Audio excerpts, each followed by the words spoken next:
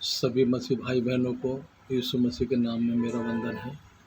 प्रभु ने काफ़ी समय के बाद में हमें फिर ये सुंदर अवसर मौका प्रदान किया कि प्रभु के वचनों के द्वारा हम कुछ सीखने पाएँ, कुछ समझने पाएँ और उसके अनुसार चलने पाएँ। दिन प्रतिदिन प्रभु हमसे वचनों के माध्यम से बातचीत करता है। बाइबल पढ़ने के समय, परमेश्वर के दासों के द्वारा वचन सुनने के समय, लेकिन हम वो वचन कितना अपने मन के अंदर संजो के रखते हैं, कितना उसके अनुसार हम अपने जीवन को आगे बढ़ाते हैं, कितना उसके अनुसार हम चलते हैं। आज हम ये सारे बातों को वचनों के द्वारा हम देखेंगे। हमारे जीवन में समस्या आने के बाद भी हम क्या वो स्थिति में प्रभु में स्थिर बने रहते हैं क्या, या प्रभु के वचन के अनुसार चलते हैं क्या। आज थोड़ा सा हम ये वचनों के माध्यम के द्वारा थोड़ा सीखेंगे, क्योंकि आज हमारे संसार में, हमारे देश में ही नहीं पूरे संसार में ऐसी परिस्थिति बनी हुई है कि जो आजकल जवान लड़के लड़कियां हैं शादी तो वो कर रहे हैं, अपनी पसंद से शादी कर रहे हैं, लेकिन शादी होने के बाद में दोनों के विचार एक नहीं होते हैं। कारण क्या है कि एक दूसरे से अपने आप को कमतर नहीं समझता है, एक दूसरे से बढ़कर ही समझता है। वजह ये है कि लड़की भी आजकल शिक्षित हैं, लड़के भी शिक्षित हैं, लेकिन जो अधिकार परमेश्वर ने एक पत्नी को दिया है, एक पति को दिया है, वो अधिकार में वो नहीं चल पाते हैं, क्योंकि दोनों अपने आप को एक दूसरे से कमतर नहीं समझते हैं, अपने आप को एक दूसरे से बढ़कर समझते हैं। लेकिन जो एक पति पत्नी की एक मर्यादा है, उसमें रहकर वो बहुत कम चलते हैं। कभी कभी पत्नी पति की बातों का अवॉइड करेगी, कभी कभी पति पत्नी की बातों का अवॉइड करेगा। कारण ये है क्योंकि दोनों बुद्धिमान हैं, दोनों पढ़े लिखे हैं, तो दोनों एक दूसरे की बातों को सुनने के लिए तैयार नहीं है। मैं तुझसे बढ़कर हूँ, मैं तुझसे बढ़कर हूँ, और उसमें भूमिका कुछ हद तक परिवार की रहती है। जैसे अब लड़की जिस परिवार से आती है, वो परिवार भी शिक्षित होता है, संपन्न होता है, तो उनके मन में ये होता है कि मेरी लड़की तो सब कुछ यहाँ से प्राप्त करके गई है, तो मेरी लड़की वहाँ पर क्यों किसी के अधीन रहे। लेकिन वचन हमें मसीह लोगों को ऐसा नहीं सिखाता है। पत्नी का एक अलग दर्जा है, पति का एक अलग दर्जा है। जो पत्नी का काम है पत्नी को करना है, जो पति का काम है वो पति को करना है, और जो माँ पिताजी का काम है वो उनको करना है। उनका काम क्या है ये भी आज हम देखेंगे। हम कैसे शिक्षा देके अपनी बेटी को दूसरे घर में वो जाने वाली है उसको कैसे शिक्षा दे रहे हैं। अगर उसको हमने सही शिक्षा दी है तो आगे भी उसके काम आएगी।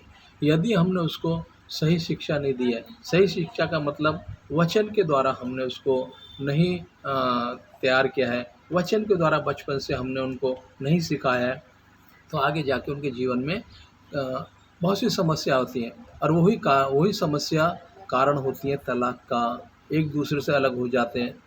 आजकल तो 2-2 3-3 बच्चे हो गए हैं, बच्चे भी बड़े बड़े हैं, उम्र 50-60 साल हो गई है, तलाक हो रहे हैं। कारण यही है, एक दूसरे की बातों को सहने की सहन शक्ति नहीं है। कारण क्यों? दोनों शिक्षित हैं, दोनों काबिल हैं, दोनों नौकरी पेशा वाले हैं, तो उन दोनों को एक दूसरे की बातों को सहने के लिए सहन शक्ति नहीं है। मैं मसीह लोगों के लिए बात कर रहा हूँ, क्योंकि हमको वचन दिया गया है, दूसरों को वचन नहीं दिया गया है। इसलिए जिसको ज़्यादा दिया गया है उससे ज़्यादा पूछा भी जाएगा। आज हम संसार में रहकर इन सारी बातों को नज़रअंदाज कर रहे हैं, लेकिन एक समय पर हमसे सारी बातें पूछी जाएंगी। इन बातों के द्वारा ही न्याय होगा। छोटी छोटी बातों पे आजकल तलाक हो रहे हैं, और उसमें भूमिका परिवार के लोग भी बहुत कुछ हद तक निभाते हैं। मैं सब परिवार की बात नहीं कर रहा हूँ। जो परिवार मसीह का डर भय मानकर चलने वाले हैं, वो अपने बच्चों को वचन के अनुसार उनको शिक्षा देते हैं, अपने बेटे को वचन के अनुसार शिक्षा देते हैं, क्योंकि पुरुष के अंदर से ही नारी को बनाया है, तो दोनों को एक समान को कहा है। नर के अंदर से नारी उत्पन्न हुई है, दोनों का दर्जा बराबर है, लेकिन कुछ बातों में हमें ध्यान रखना है कि पति की क्या मर्यादा है और पत्नी की क्या मर्यादा है। जैसे हव्वा, फल उसने खाया, लेकिन उसको अपने पति से पूछना चाहिए था, क्योंकि पति कौन है? परमेश्वर का सिर है, और स्त्री का सिर कौन है? पति है। तो उसको पति से पूछना चाहिए था, लेकिन उसने वहाँ पर आज्ञाकारिता को नहीं माना। उसने सीधा फल खाया और अपने पति को दे दिया। पति का क्या काम था कि उसको पूछना था कि तुम कहाँ से लेकर आई हो, लेकिन उसने नहीं पूछा, पत्नी ने ला के दिया, उसने खा लिया। आज भी समस्या ऐसी है, पत्नी ड्यूटी जा रही है, ड्यूटी से छूट करने का समय क्या है, लेकिन अभी वो अपने फ्रेंड के साथ, सहेली के साथ, चलो कहीं भी शॉपिंग के लिए चली गई, लेकिन पति पूछता नहीं है। क्यों? क्योंकि दोनों को अधिकार बराबर है। उन्होंने अधिकार दोनों ने अपना बराबर समझा है। पति को भी है, ड्यूटी से छूट गया या कोई भी काम कर रहा है, छोटा मोटा, चाहे बेकारी का काम कर रहा है, कुछ भी कर रहा है, समय पर अगर घर नहीं आया है तो पत्नी को पूछना है। तो दोनों को एक दूसरे की चिंता होनी है। लेकिन आजकल क्या है, पति अगर लेट आ रहा है तो पत्नी भी नहीं पूछती है कि तुम इतना लेट क्यों हो गए। पत्नी अगर लेट आ रही है तो पति भी नहीं पूछता तुम इतना लेट क्यों हो गए, क्योंकि उन दोनों ने अपनी ज़िंदगी को अपने हिसाब से अलग अलग बना के रखा है। तुम अपना जीवन जियो, मैं अपना जीवन जीऊँगी। लेकिन बाइबल ऐसा नहीं सिखाती है, क्योंकि दोनों को एक तन बनाया है। एक तन का मतलब आदम को हव्वा के अंदर से ही बनाया है। जो मसीह जिनको वचन मिला है, उनको वचन के अनुसार चलना पड़ेगा। अन्य जातियों का उसके हिसाब से न्याय होगा।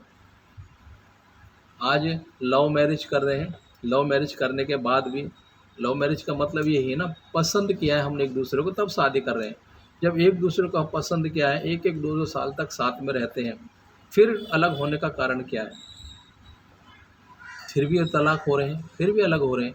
कारण ये दोनों के ईगो बढ़कर हैं, एक दूसरे से कमतर नहीं समझते हैं, दोनों बराबरी में अपने आप को समझते हैं।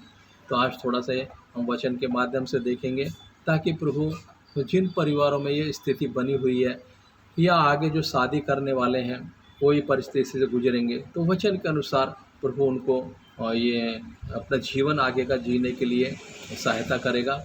तो आज थोड़ा सा वचन हम देखेंगे। हम आज रूथ की पुस्तक से थोड़ा वचन लेंगे। रूथ का जीवन कैसा था? परमेश्वर दूसरा विवाह करने की कब अनुमति देता है? लेकिन आजकल पति के रहते हुए ही दूसरा विवाह हो रहे हैं। पति मौजूद है लेकिन दूसरा विवाह हो, दूसरा तीसरा चौथा भी हो रहे हैं। कारण ये है कि हम वचन को फॉलो नहीं कर रहे हैं। अन्य लोगों की बात मैं नहीं बोल रहा हूँ, मसीह लोगों की बात बोल रहा हूँ। तो मसीह लोगों में हाँ, अगर दो ही सूरत में अलग होने के लिए कहा है। अगर व्यभिचार में पकड़े जाते हैं, या पति हो पत्नी हो, तो वो अलग हो सकते हैं, नहीं तो उसके सिवाय अलग नहीं। मृत्यु के सिवा उनको कोई अलग नहीं कर सकता है, क्योंकि व्यभिचार को प्रभु ने बहुत घृणा की दृष्टि से प्रभु ने देखा है। तो हम एक वचन देखेंगे आज रूथ की पुस्तक 1 का 8 से 17 तक हम पढ़ेंगे, लेकिन उसमें से हम कुछ ही वचनों को देखेंगे। लेकिन हम हमारी नॉलेज के लिए, हमारे थोड़ा समझ में हमारी बढ़े, हमको ज्ञान हो वचन का, इसलिए हम थोड़ा 17 तक उसको पढ़ेंगे। आइए वचन को हम सीधा वचन की ओर जाएंगे। रूथ 1 का 8 से 17 तक थोड़ा देखेंगे।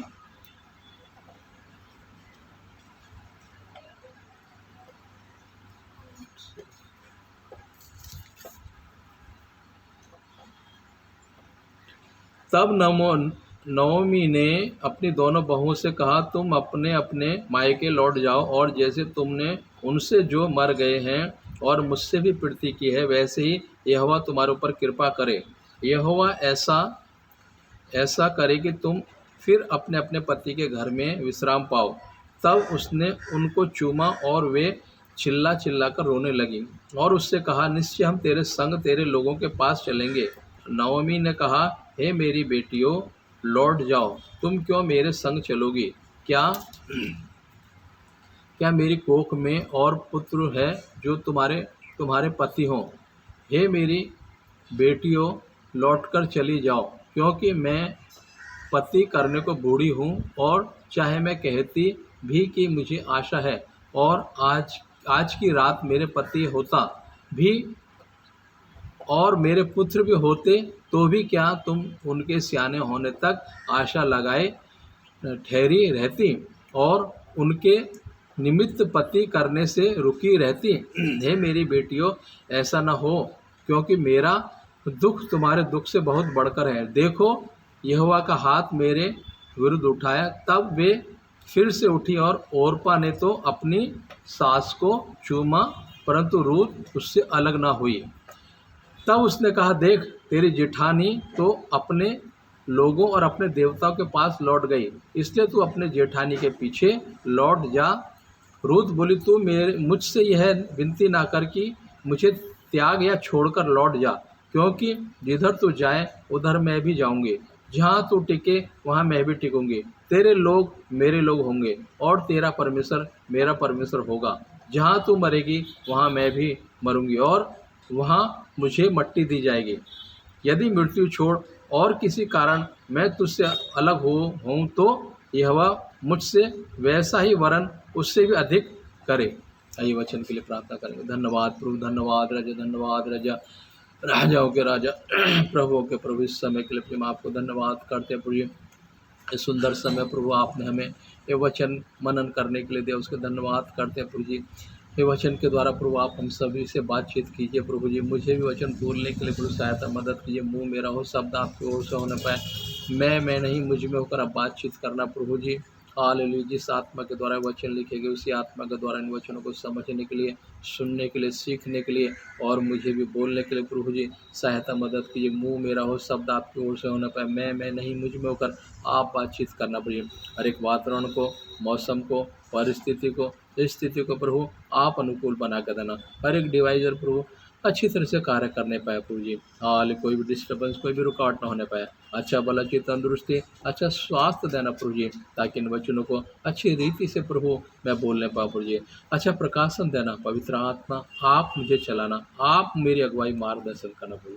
सारी बातों के लिए आदर महिमा आपको ही देते हैं प्रभु जी। सब कुछ प्रभु यीशु मसीह के पवित्र सामर्थ्य नाम में मांगता हूँ प्रभु जी। आमीन, आमीन। देखिए, जैसे यहाँ पर हमने रूत का बारे में पढ़ा है, नवमी के बारे में भी हमने पढ़ा है। बहुत बार हमने इन वचनों को अध्ययन किया है। परमेश्वर के दासों के द्वारा ये वचन हमारे सामने आए हैं। हमने 1 का 8 से लेकर 17 तक पढ़ा है, लेकिन हम क्यों पढ़ा है, हमें पूरा पढ़ेंगे तो हम जो आगे हम पढ़ने जा रहे हैं वचन, वो हमारी समझ में आएंगे। जिस विषय के ऊपर हम आज परमेश्वर हमें बातचीत कर रहा है, तो हम उसको ठीक तरीके से समझ पाएंगे। जैसे यहाँ पर हमने देखा 8 से 17 तक, लेकिन हम उसका 8 वचन देख रहे हैं पहले। तब नवोमी ने अपने दोनों बहू से कहा, तुम अपने अपने मायके लौट जाओ, और जैसे तुमने उनसे जो मर गए हैं और मुझसे भी प्रीति की है, वैसे ही यहोवा तुम्हारे ऊपर कृपा करे। यहाँ पर नवोमी उनको बोल रही है अपने बेटे के बहुओं को जाने के लिए। कब बोल रही है? जब वो बेटे नहीं रहे हैं। पति रहते हुए नहीं बोल रही है कि तुम अपने घर जाओ। इसमें जो लड़की हैं उनके माँ पिताजी का जिक्र नहीं है, सिर्फ सास का जिक्र है। सास और बहू के बीच में जो वार्तालाप हो रही है। लेकिन हम आज का जो आधुनिक संसार है उसमें आजकल क्या हो रहा है, पति के रहते हुए ही पत्नी दूसरी शादी कर रही है, पति दूसरा शादी कर रहा है। प्रभु ने 2 ही सूरत में, जैसे हमने शुरू में वचन को शुरू करने से पहले भूमिका में हमने बोला कि 2 ही सूरत में शादी कर सकते हैं। या तो पत्नी अपने मुँह से अंगीकार करे मेरा कोई दूसरा जगह बातचीत है या उसके साथ मेरे संबंध है, या पति अगर दोनों व्यभिचार करते हैं तो ही वही सूरत में वो शादी कर सकते हैं। लेकिन यहाँ पर आजकल हम देख रहे हैं कि पति भी है मौजूद, पत्नी भी है, फिर भी शादी हो रही है, कर रहे हैं, क्योंकि आधुनिक ज़माना है।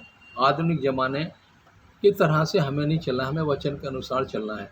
नवमी उनको बोल रही है, जब उनका उसके बेटे नहीं रहे हैं तब शादी करने के लिए बोल रही है। उसके पहले वो उनको इस विषय में बातचीत नहीं की है।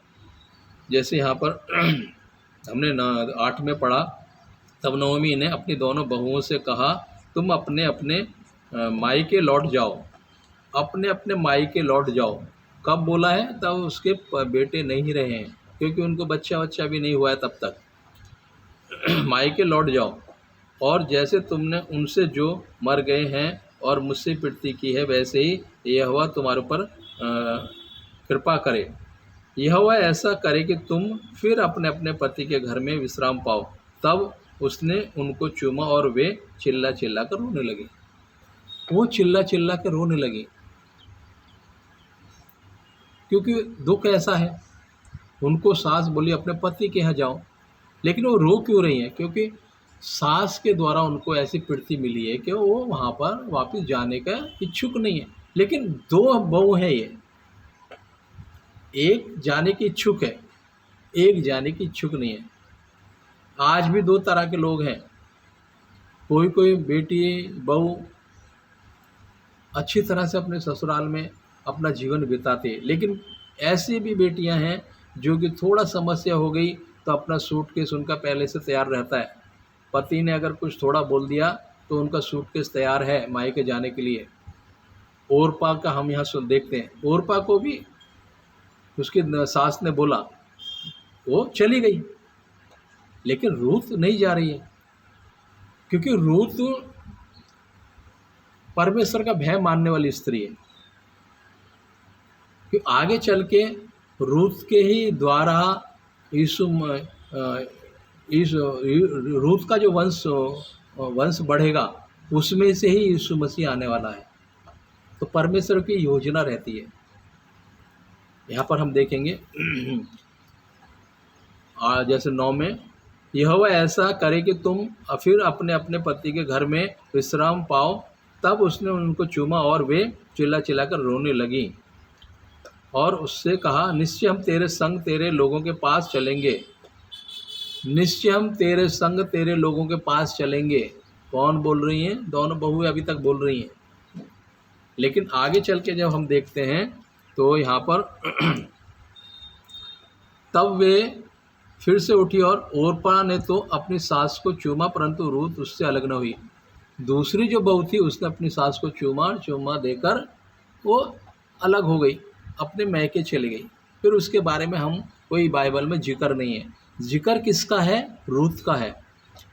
और रूत का क्यों है? कि रूत ने वचन के अनुसार परमेश्वर का डर भय मानकर जो निर्णय लेने थे वो निर्णय लिए। ओरपा संसारिक बातों के अनुसार कि उसको मायके का घर जाने का लिए इच्छुक हो गई, लेकिन रूत नहीं जा रही है। आगे हम देखते हैं, तब उसने कहा, देख तेरी जिठानी तो अपने लोगों और अपने देवता के पास लौट गई, इसलिए तू अपनी जेठानी के पीछे लौट जा। रूत बोली, तू मुझसे यह विनती ना कर कि मुझे त्याग या छोड़कर लौट जा, क्योंकि जिधर तू जाए उधर मैं भी जाऊंगी, जहाँ तू टिके वहाँ मैं भी टिकूंगी। तेरे लोग मेरे लोग होंगे और तेरा परमेश्वर मेरा परमेश्वर होगा। रूत क्या बोल रही है? तेरे लोग मेरे लोग होंगे।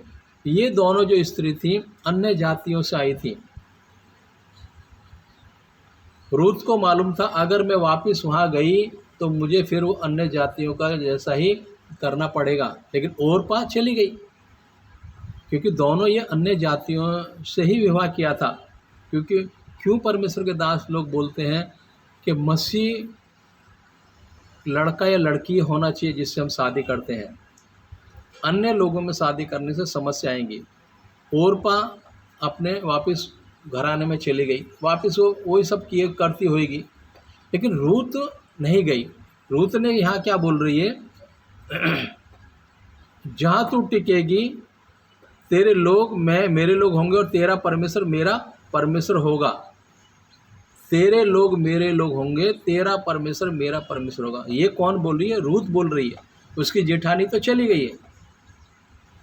तो शादी के बाद एक स्त्री का अपने मायके को छोड़कर, क्या वो ऐसा बोलती है, पति के लोग मेरे होंगे, उनका परमेश्वर मेरा होगा, ये तभी बोल पाएगी तब उसको माँ बाप के घर से अगर सही शिक्षा मिली है। अगर माँ ने शिक्षा ऐसी दी है, पति ने अगर तुमको कुछ बोला है तो तुम सीधा बिस्तर सूटकेस पैक करो, आ जाओ। अगर माँ ने उसको समझाया है कि नहीं, दोनों को मिलजुल के रहना है, अब से वो परिवार तुम्हारा है, वो लोग तुम्हारे हैं, उनका परमेश्वर तुम्हारा है, तो वो लड़की अगर छोटी मोटी समस्या आई हैं तो ऐसा निर्णय नहीं लेगी। ऐसा निर्णय का कारण यही है क्योंकि उनको उस तरह से शिक्षा नहीं दी गई है। मैं मसीह लोगों की बात कर रहा हूँ, अन्य लोगों में तो सब कुछ चल रहा है, लेकिन मसीह लोगों को वचन के आधार पर चलना है। जैसे यहाँ पर लिखा है, परमेश्वर होगा, जहाँ तू मरेगी वहाँ मैं भी मरूंगी और वहीं मुझे मिट्टी दी जाएगी। यदि मृत्यु छोड़ और किसी कारण मैं तुझसे अलग हूँ तो यह मुझसे वैसा ही वरन उससे भी अधिक करे। देखिए यहाँ कितना बड़ा निर्णय वो ले रही है, रूथ जो है कितना बड़ा निर्णय ले रही है। यदि मृत्यु छोड़ और किसी कारण मैं तुझसे अलग हूँ तो यह मुझसे वैसा ही करे वरन उससे भी बढ़कर करे। एक लड़की जब अपने मायके को छोड़कर आती है तो उसका निर्णय वैसा ही होना चाहिए जैसा रूथ का है।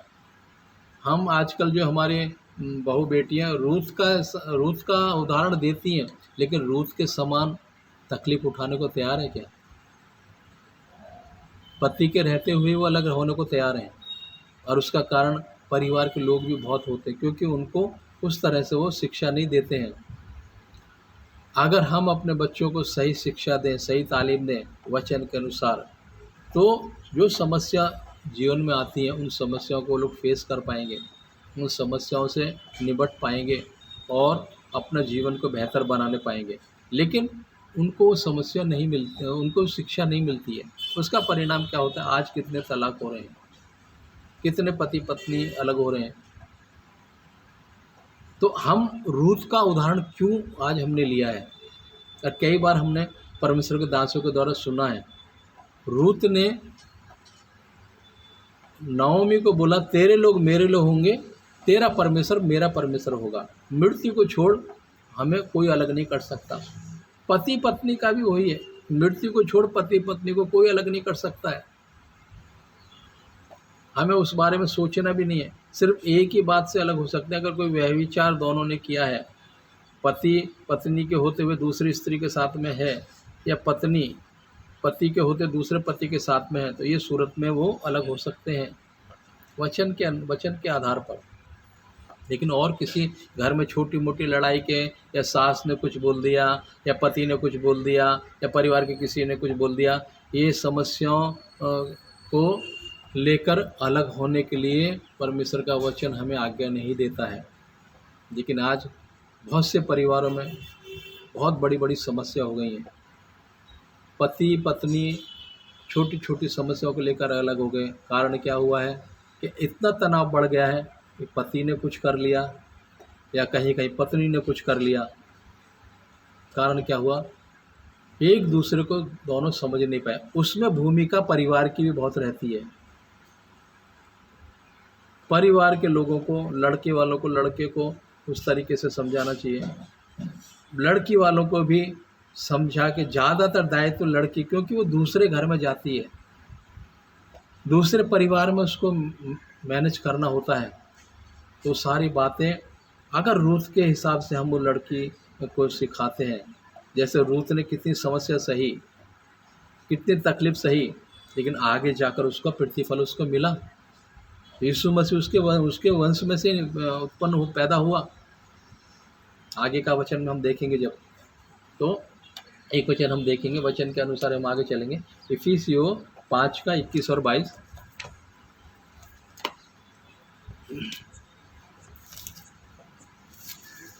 हालेलुया।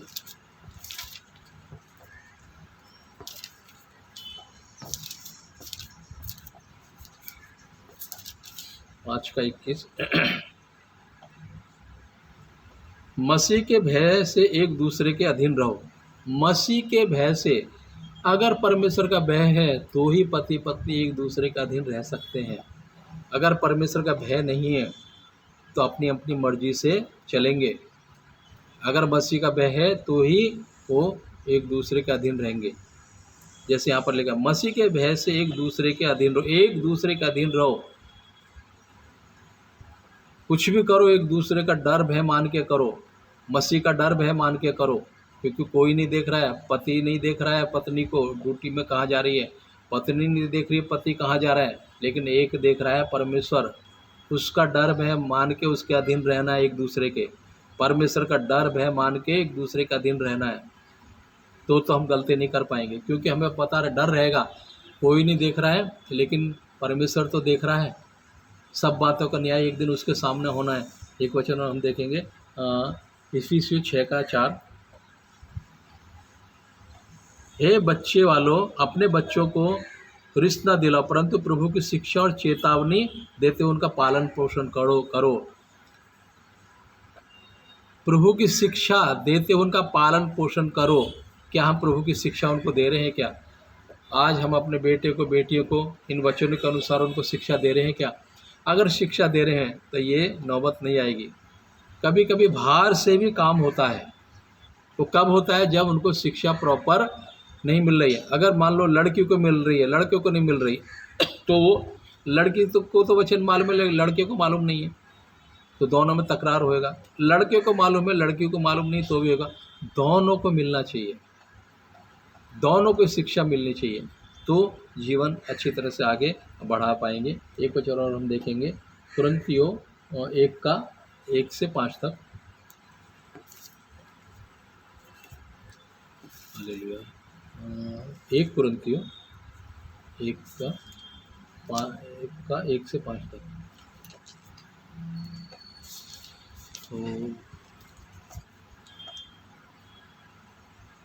तो सॉरी, 1 कुरिन्थियों 7:1-5 तक। 1 कुरिन्थियों 7:1-5 तक। उन बातों के विषय में जो तुमने लिखी, वह यह अच्छा है कि पुरुष स्त्री को ना छुए, परंतु व्यभिचार के डर से हर एक पुरुष की पत्नी और हर एक स्त्री का पति हो। क्यों प्रभु ने विवाह को आदर का योग्य बताया?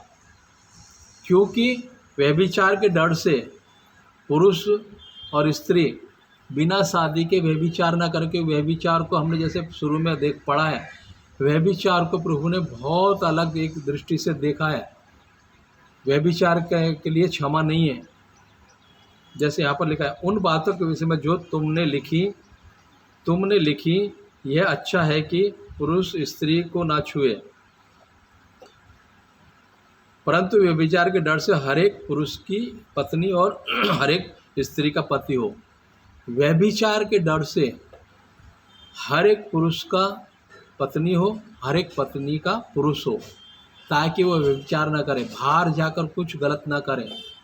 तो इसलिए लड़की की शादी भी करना है, लड़के की भी शादी करना है, ताकि वो व्यभिचार न पड़े। शादी के बिना एक पति स्त्री पुरुष को नहीं छू सकती है, ना पति स्त्री को किसी दूसरी को। अगर ऐसा करते हैं तो वो व्यभिचार है। बिना शादी के अगर संबंध बनाते हैं तो वो व्यभिचार कहलाता है, क्योंकि शादी के लिए परमेश्वर आज्ञा दिए, व्यभिचार स्त्री को ना छुए, परंतु व्यभिचार के डर से हर एक पुरुष की पत्नी और हर एक स्त्री का पति हो। पति अपनी पत्नी का हक पूरा करे, वैसे ही पत्नी भी अपने पति का हक, पत्नी को अपनी देह पर अधिकार नहीं, पर उसके पति का अधिकार है। वैसे ही पति को भी अपनी देह पर अधिकार नहीं, परंतु पत्नी का है। तुम एक दूसरे से अलग ना रहो, परंतु केवल कुछ समय तक आपस की सम्मति से की प्रार्थना के लिए अवकाश मिले और फिर एक साथ रहो। ऐसा ना हो कि तुम्हारे असंयम के कारण शैतान तुम्हें परखे। कुछ समय के लिए ही अलग रहने को बोला है, लेकिन आजकल तो साल भर पति पत्नी से अलग रहते हैं 2-2 साल तक, उस समय पर शैतान तो काम करेगा ही। उस समय जैसे यहाँ पर लिखा है,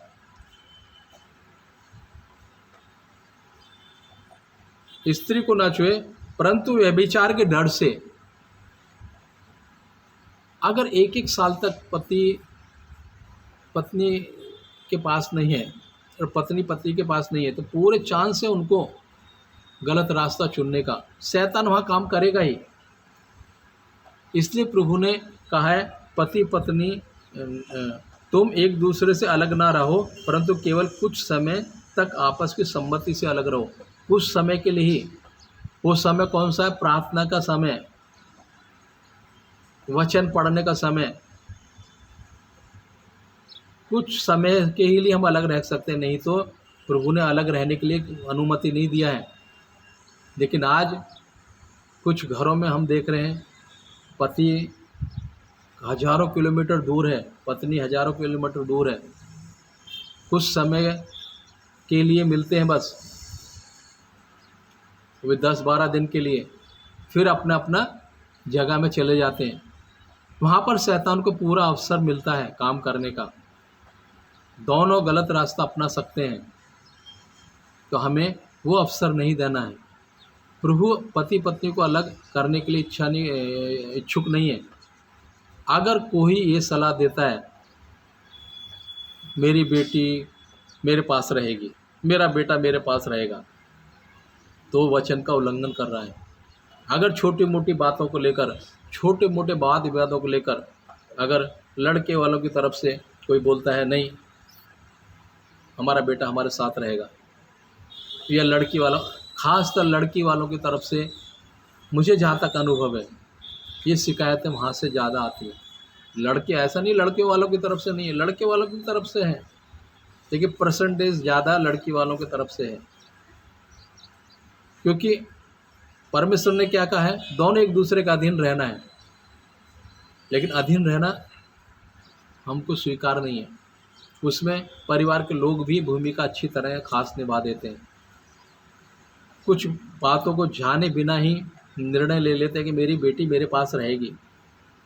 कहीं कहीं हमने देखा है लड़के वाले इच्छुक नहीं है, लेकिन लड़की वाले इच्छुक इतना है कि पूछो मत।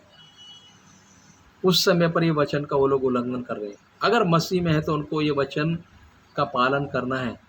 बाहर का किसी का सुनकर नहीं, पड़ोसी का सुनकर नहीं, किसी रिश्तेदार का सुनकर नहीं। किसी रिश्तेदार ने देखा कि तुम्हारी बेटी तो ऐसे है, हमें उसकी जानकारी, उसकी खातिरी पूरी तरह से करना है, पूरा देखना, सोचना है, समझना है कि ये व्यक्ति ने जो बोला है सच है क्या। हमें ये जानकारी लेनी है, छानबीन करनी है। किसी के बोलने से हमें अपना बच्चों का, घर परिवार को ख़राब नहीं करना है।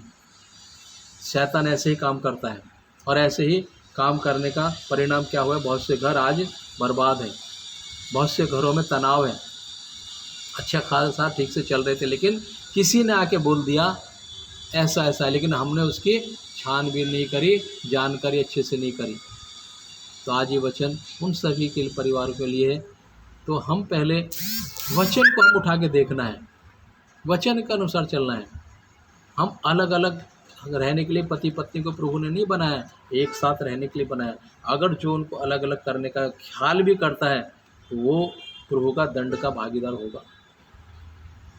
एक वचन और हम देखेंगे, जैसे यहाँ पर हमने अभी देखा, 5 तुम एक दूसरे से अलग ना रहो, परंतु केवल कुछ समय के लिए। अलग रहने के लिए प्रभु ने अनुमति दिया ही नहीं। एक वचन हम देखेंगे, मत्ती 10 का 39।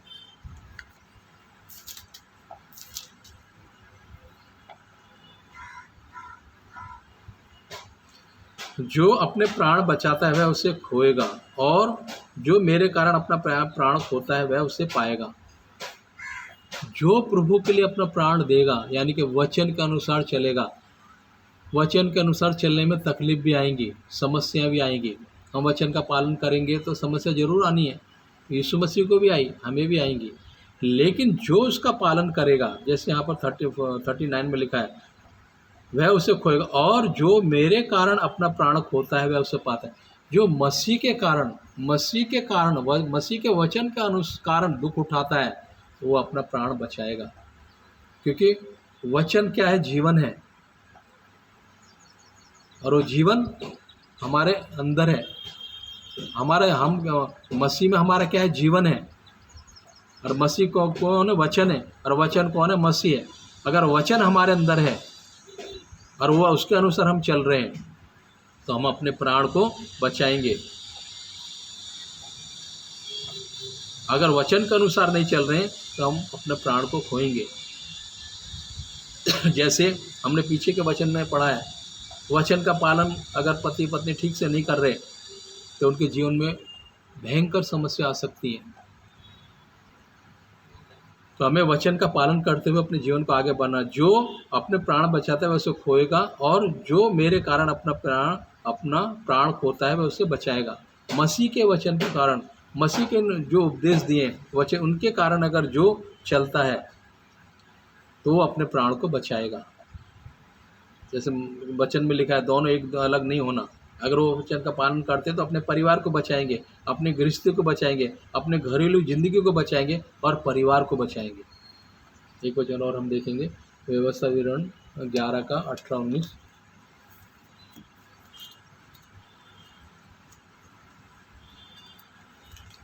व्यवस्था विवरण, हालेलुया।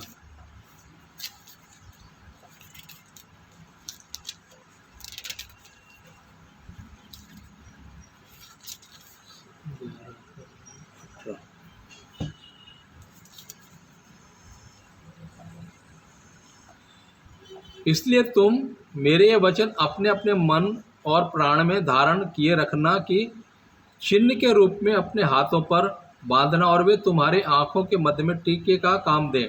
और तुम घर में बैठे, मार्ग पर चलते, लेटते, उठते इनकी चर्चा करके अपने बच्चों को सिखाया करना।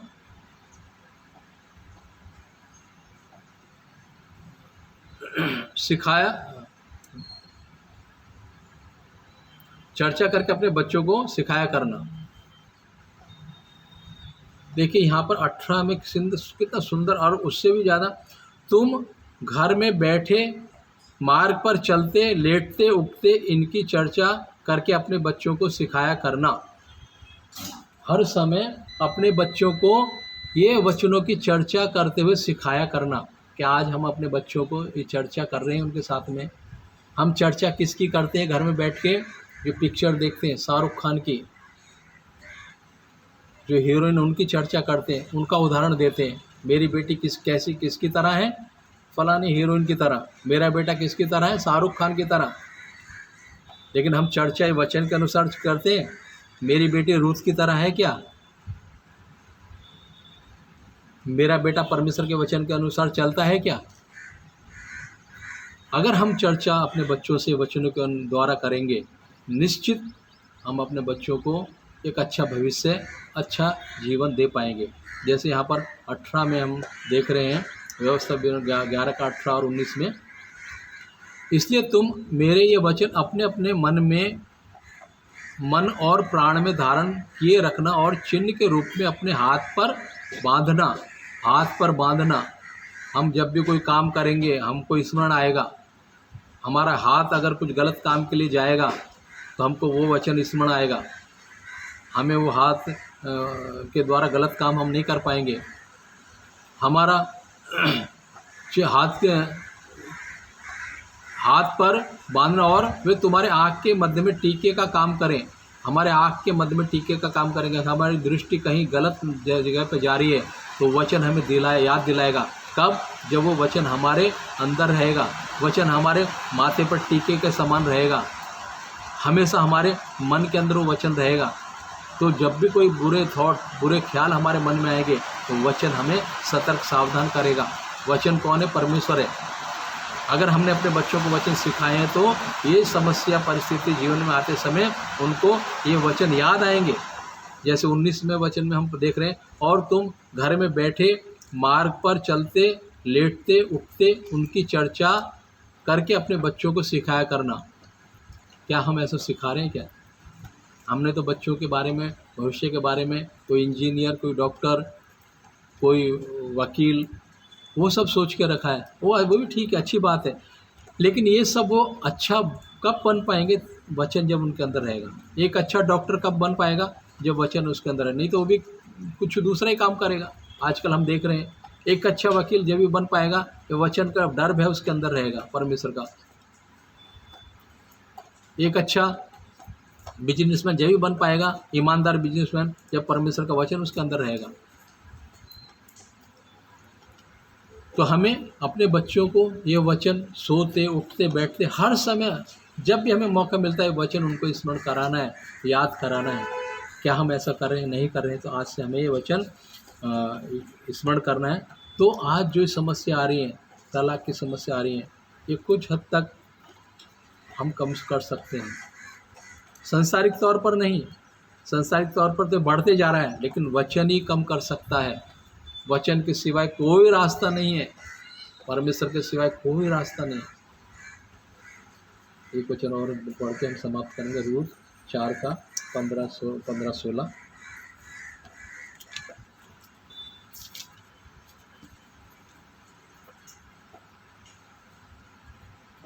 हालेलुया।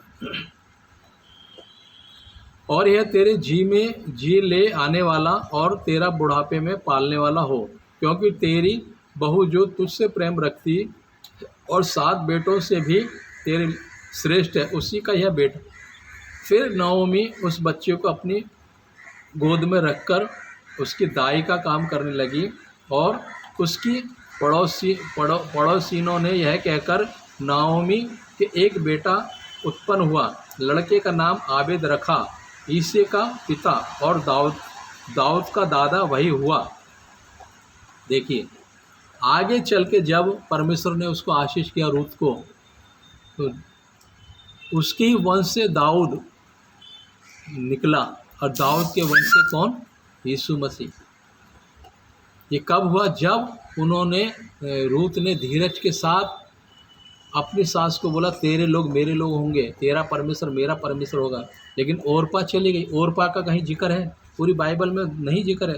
रूत का ही पूरा अध्याय में जिक्र है। ओरपा का शुरू में जिक्र है, उसके बाद नहीं है, क्योंकि वो अपने जो पुराने लोग थे, पुराने देवता थे, उनमें ही जाके मिल गई। लेकिन रूत ने अपनी सास को बोला, तेरे लोग मेरे लोग होंगे, तेरा परमेश्वर मेरा परमेश्वर होगा। जब उसने ये निर्णय लिया, तो उसका आगे हम देखते हैं, उसी के वंश में से, जब बोझ से उसने शादी करी, उसी के वंश में से यीशु मसीह का भी उदय हुआ। यहाँ पर हम पढ़ रहे हैं 4 का 15-17 तक। और उसकी पड़ोसी ने यह कहकर नओमी के एक बेटा उत्पन्न हुआ, लड़के का नाम ओबेद रखा, ईशे का पिता और दाऊद का दादा वही हुआ। ईशे का पिता, दाऊद का दादा वही हुआ।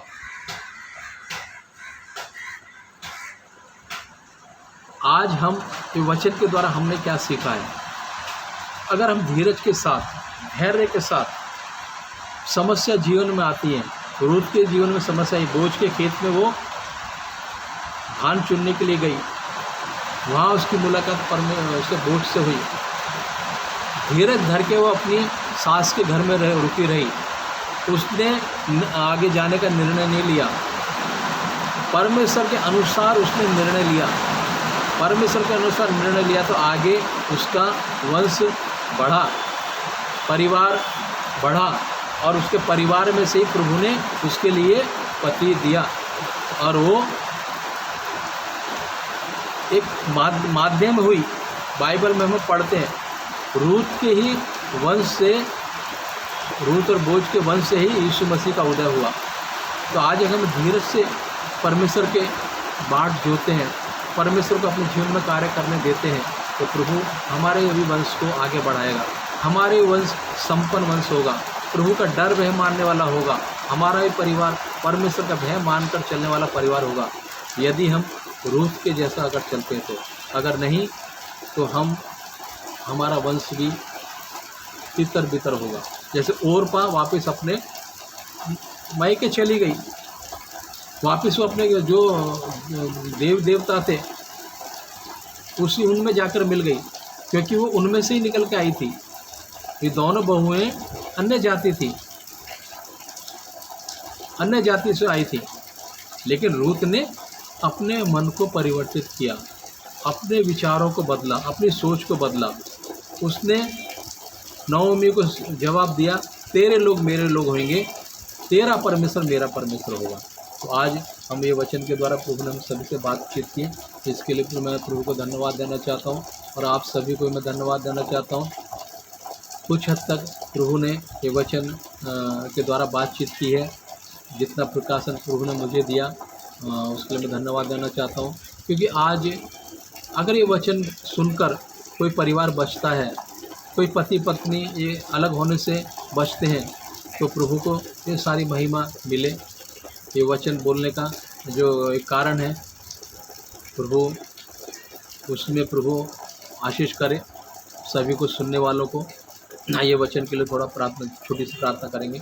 धन्यवाद प्रभु, धन्यवाद प्रभु, धन्यवाद इस समय के लिए मैं आपको धन्यवाद करता हूँ प्रभु। ये सुंदर समय आपने मुझे दिया प्रभु, ये एक विषय को लेकर प्रभु आपने मुझे बोलने के लिए प्रभु जी, मेरे मन के अंदर प्रभु जी आपने बात डाली प्रभु, जिस उद्देश्य से आपने बात डाली प्रभु वो पूरा होने पाए प्रभु। जिन परिवार में आज प्रभु परिस्थिति है प्रभु जी, जो पति पत्नी अलग है प्रभु जी, और उसमें परिवार के लोगों की भूमिका है तो मैं प्रार्थना विनती करूँ परिवारों के लिए, आपने दोनों को एक बनाया है, कोई उनको अलग ना करने पाए प्रभु जी, वचन के अनुसार अपना जीवन को व्यतीत करने पाए।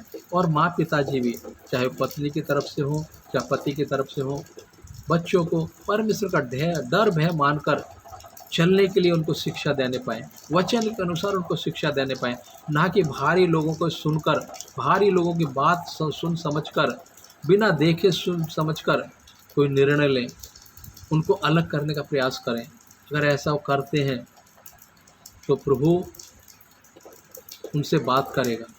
हम ऐसा करके एक शापित हो रहे हैं, हम प्रभु के वचन का उल्लंघन कर रहे हैं। तो वचन के द्वारा प्रभु सभी को आशीष करे। मुझे वचन बोलने के लिए प्रभु ने सहायता मदद की, तो उसके लिए मैं धन्यवाद देना चाहता हूँ। हालेलुया प्रभु जी, वचन प्रभु हर एक के मन के अंदर जाके कार्य करने पाए, अच्छी भूमि मिलने पाए। हालेलुया प्रभु जी, हालेलुया प्रभु जी। आपने व्यवस्था में लिखा है, जब तक व्यभिचार के अलावा कोई पाप ना करे, या स्त्री या पुरुष, उनको कोई अलग ना करने पाए। हालेलुया प्रभु जी, ऐसा प्रभु ना होने पाए प्रभु जी, कोई भी परिवार में कोई भी व्यभिचार में पड़ने ना पाए प्रभु। शत्रु शैतान ये बीज उनके अंदर ना बोने पाए प्रभु जी, आपका वचन उनके अंदर कार्यवंत होने पाए प्रभु जी। सारी बातों के लिए मान महिमा आदर आपको ही देते हुए प्रार्थना यीशु मसीह के नाम में मांगते हैं, आमीन। सभी मेरा भाई बहनों से निवेदन है, अगर आपको ये वचन छुआ है तो कृपया ये वचन औरों तक भी बांटिए। जिन परिवारों में यदि ऐसी संभावना है या ऐसी परिस्थिति आपने देखी है, तो वचन के द्वारा उनसे बातचीत कीजिए, ये वचन उनको शेयर कीजिए। प्रभु आप सभी को आशीष करें। जय मसीह।